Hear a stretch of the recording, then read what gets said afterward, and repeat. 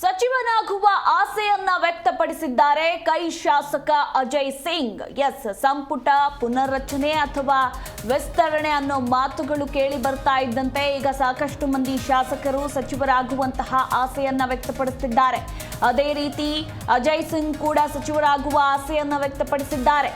ನನಗೆ ಖಂಡಿತವಾಗಿ ಸಚಿವ ಸ್ಥಾನ ಸಿಗುವ ವಿಶ್ವಾಸವಿದೆ.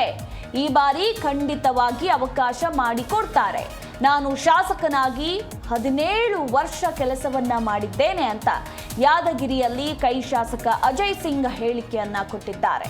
ಇನ್ನು 2023ರಲ್ಲೇ ನಾನು ಸಚಿವ ಸ್ಥಾನದ ಆಕಾಂಕ್ಷಿಯಾಗಿದ್ದೆ.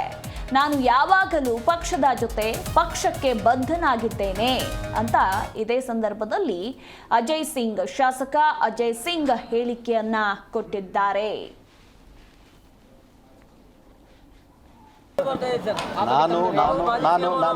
ನಾನು ಈಗಂತಲ್ಲ, ನಾನು 13-12 ವರ್ಷ ಆಗಿದೆ ಇವಾಗ ನಾನು ಶಾಸಕನಾಗಿ. ಆ ಒಂದು ಹಾದಿಯಲ್ಲಿ ನಾನು ಹೋಗ್ತಾ ಇದ್ದೀನಿ. ಹಿಂದೆ ನಾನು ದೆಹಲಿಯ ವಿಶೇಷ ಪ್ರತಿನಿಧಿ ಆಗ್ತಕ್ಕಂಥ ನನಗೆ ಅವಕಾಶ ಕೊಟ್ಟಿದ್ದಾರೆ. ಅದ ನಂತರ 3.5 ವರ್ಷ ವಿರೋಧ ಪಕ್ಷದಲ್ಲಿ ಕ್ಯಾಬಿನೆಟ್ ದರ್ಜೆಯಲ್ಲಿ ಸನ್ಮಾನ್ಯ ವಿರೋಧ ಪಕ್ಷ ನಾಯಕರು ಸಿದ್ದರಾಮಯ್ಯ ಅವರಿದ್ದರು ಮತ್ತು ನನಗೂ ಕೂಡ ಅಂಥ ಒಂದು ಸಂದರ್ಭದಲ್ಲಿ ಅವಕಾಶ ಮಾಡಿಕೊಟ್ಟಿದ್ದಾರೆ. ಈಗಲೂ ನಾನು ಆಕಾಂಕ್ಷಿ ಇದ್ದೆ 2023ರಲ್ಲಿ ಖಂಡಿತ ಆಗ್ತಂತ ಇದ್ದೆ.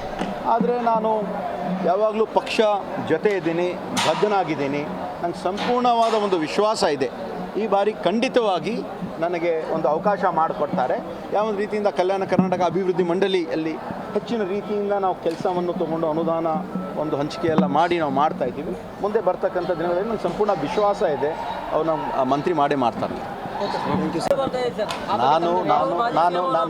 ನಾನು ಈಗಂತಲ್ಲ, ನಾನು 13-12 ವರ್ಷ ಆಗಿದೆ ಇವಾಗ ನಾನು ಶಾಸಕನಾಗಿ. ಆ ಒಂದು ಹಾದಿಯಲ್ಲಿ ನಾನು ಹೋಗ್ತಾ ಇದ್ದೀನಿ. ಹಿಂದೆ ನಾನು ದೆಹಲಿಯ ವಿಶೇಷ ಪ್ರತಿನಿಧಿ ಆಗ್ತಕ್ಕಂಥ ನನಗೆ ಅವಕಾಶ ಕೊಟ್ಟಿದ್ದಾರೆ.